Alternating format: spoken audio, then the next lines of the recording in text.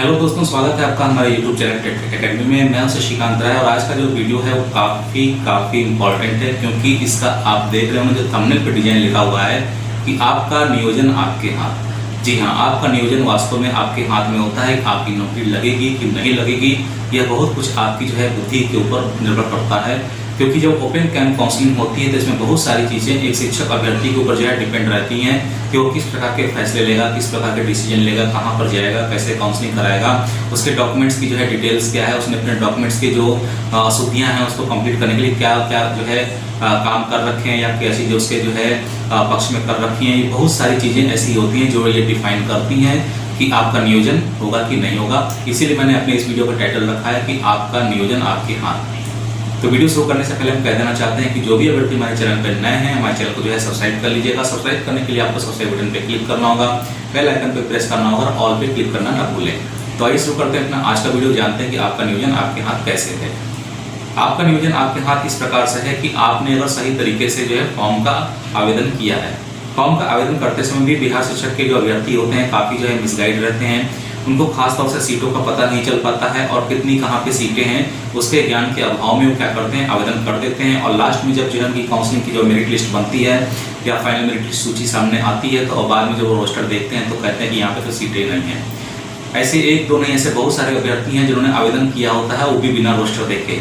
तो अगर आपने भी जो है बिना रोस्टर देखे आवेदन कर दिया था कि लाओ नज़दीक है जिला में डाल देते हैं और अपनी काउंटिंग उन्होंने कर ली कि मैंने 100-200 फार्म डाल लिए हैं लेकिन वहाँ पे सीटें नहीं है, तो उनका जो है नियोजन करने का कोई मतलब नहीं बनता है।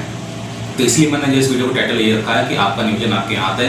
यानी कि अगर आपने शुरू से ही गलती कर दी है, आपने कम आवेदन डाले हैं और ऐसे आवेदन डाले हैं जहाँ पर सीटें नहीं हैं, या उन जगहों पे आवेदन डाल दिए जहाँ पे सीटें बिल्कुल नहीं है, कम है और वहाँ पे 100-200 अप्लाई कर दिया है फॉर्म, तो ऐसे में आपको फिर जो है नौकरी मिलना सही नहीं है, यह जो है आप निश्चित भी नहीं है। क्योंकि वैसे भी अगर आपकी मेरिट कम है तो वहाँ पर नौकरी नहीं लगेगी। और यही गलती जो है टॉप मेरिट वाले अभ्यर्थी भी करते हैं। उनकी गलती यही होती है कि वो लोग क्या करते हैं कि अपना मेरिट हाई होने के चक्कर में वो सोचते हैं कि अगर हम 1-2 अप्लाई कर देंगे या 40-50 के आवेदन कर देंगे तो मेरी नौकरी लग जाएगी। लेकिन अब आपको ये समझ में आ रहा होगा कि है अगर आपने 40 से 50 के आवेदन किया है और आपकी हाई मेरिट भी बन रही है तो भी वहाँ पर संभावना जो है बहुत कम हो जाती है नौकरी लगने की। तो कहने का मतलब यह है कि ये तो एक बेसिक स्टार्टिंग जो है मिस्टेक होती है जिसको लोग नहीं समझ पाते हैं और आवेदन कर देते हैं। लेकिन अगली जो गलतियां होती हैं जहाँ पे आपकी काउंसलिंग प्रोसेस से बाहर किया जा सकता है या आपकी नौकरी जो है जा सकती है या आप नौकरी से वंचित रह सकते हैं, उनमें बहुत सारा जो है रोल रहता है आपके द्वारा फिलअप की गई जो है इन्फॉर्मेशन के आधार पे, आपके डॉक्यूमेंट्स के आधार पे। इन्फॉर्मेशन फिलअप में देखने के लिए मिलता है कि आप लोग अपने प्राप्तांक को पूर्णांक को जो है गलत तरीके से दिखाते हैं और कोशिश करते हैं कि ज़्यादा से ज़्यादा जो है परसेंटेज बना सकें। इसके चक्कर में आपका क्या होता है, मेरिट लिस्ट से नाम हटा दिया जाता है और उसके अभाव में जब आपका फाइनल मेरिट लिस्ट में नाम नहीं आता है तो आप जो है काउंसलिंग प्रक्रिया से बाहर हो जाते हैं। या फिर अगर आप वहाँ पे काउंसलिंग कराने जाते भी हैं और आपके जो है पूर्णांक को प्राप्तांक सही तरीके से दर्शाए नहीं गए हैं, जितने वास्तविक अंक होने चाहिए अगर उससे आपने छेड़छाड़ की है तो आपको जो है भ्रष्टाचार का आरोप लगा करके भी उस काउंसलिंग प्रक्रिया से बाहर किया जाता है। तो अगर आपने ऐसी गलती की है तो आप वहाँ पे जो है गलती को जो है स्वीकार कर लीजिएगा, माफ़ी मांग लीजिएगा और अपना जो है सही डाटा वहाँ पे एंट्री करा दीजिएगा। दूसरी चीज़ ये होती है कि अगर आपने डॉक्यूमेंट सही तरीके से जो है रेडी कर रखे हैं, यानी कि अगर डॉक्यूमेंट्स में किसी प्रकार कोई मिस्टेक है तो आपने शपथ पत्र लगाया है कि नहीं लगाया है, आपके जो कास्ट सर्टिफिकेट हैं, जो आपके जो है निवास सर्टिफिकेट हैं, वो सारी चीज़ें मेंटेन है कि नहीं मेंटेन है। अगर आपके पास जो है डिग्री का सर्टिफिकेट नहीं है तो आपने प्रोविजनल निकाला है कि नहीं निकाला है, प्रोविजनल जो है कितने महीना पुराना है, 6 महीने से अधिक पुराना अगर होगा तो फिर वहाँ पे प्रोविजनल काम नहीं करेगा, फिर आपको दिक्कत हो सकती है। तो इस प्रकार के जो डॉक्यूमेंट्स होते हैं, जैसे शपथ पत्र आपने शुद्धिकरण के लिए बनवा रखा हो, जो वहाँ पे सुधार करवाना हो उसके लिए जो है शपथ पत्र जो है आपका तैयार होना चाहिए। आपका जो प्रोविजनल सर्टिफिकेट होना चाहिए वो 6 महीने से अधिक पुराना नहीं होना चाहिए। आपका EWS सर्टिफिकेट भी 6 महीने से अधिक पुराना नहीं होना चाहिए।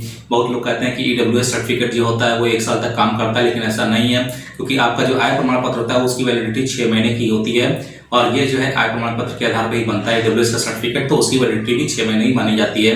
अगर आपका पुराना हो गया तो आप उसको जो है नया बनवा लें।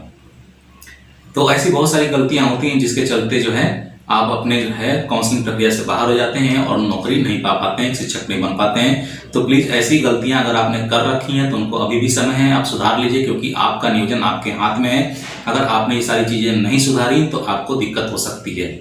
बहुत सारे अभ्यर्थी ऐसे होते हैं कि जल्दी जल्दी में काउंसलिंग के लिए जो है तैयार हो जाते हैं, काउंसलिंग के लिए बैग अपना हटा के लेके चल देते हैं और बाद में पता चलता है कि 1-2 डॉक्यूमेंट्स तो घर पे ही रह गए। यानी कि ऐसी बहुत सारी सावधानियां हैं, जैसे आपको अपना दिमाग शांत रखना चाहिए, आपको जो है नेसेसरी जितनी भी चीज़ें साधन आपको जरूरी है वो अपने साथ लेकर के चलने चाहिए, जैसे स्टेपलर है, गोंद है, ठीक है, फोटो है, धागे हैं, फोल्डर फाइल है, फोटोकॉपी है, फोटो है, ये सारी चीज़ें आपको अपने साथ रखनी चाहिए हमेशा। इसके अलावा आप अगर जो है ट्रेवल कर रहे हैं तो ट्रेवल का आपके पास पर्टिकुलर साधन होना चाहिए। बारिश के समय ट्रेवल कर रहे हैं तो छाता वगैरह भी लेकर रखना चाहिए। दूसरी चीज़, सबसे बड़ी चीज़ ये है कि इसमें कोरोना टाइम चल रहा है, तो कोरोना के टाइम में कोविड-19 का जो प्रोटोकॉल है वो भी आपको पालन करना पड़ेगा। अगर आपने उसमें उल्लंघन किया तो हो सकता हो कि काउंसलिंग सेंटर पे आप अगर जाते हैं तो आपको जो है बाहर कर दिया जाए उसका प्रोटोकॉल के उल्लंघन में। तो ये बहुत सारी चीज़ें हैं जो आपका नियोजन को जो है तय करती हैं, एक दिशा देती हैं। तो आप ऐसी गलतियां अगर कर रहे हैं तो इनको अभी भी समय है, सुधार लीजिए ताकि आपका नियोजन पक्का हो सके। तो मुझे आज के वीडियो में बस इतना ही कहना था। अगर आपको वीडियो पसंद आता है तो वीडियो को लाइक कर दीजिएगा, शेयर कर दीजिएगा, चैनल को सब्सक्राइब करना ना भूलिएगा। तो जल्दी मिलते हैं अपने नए वीडियो के साथ में, तब तक के लिए इजाजत दीजिए। धन्यवाद।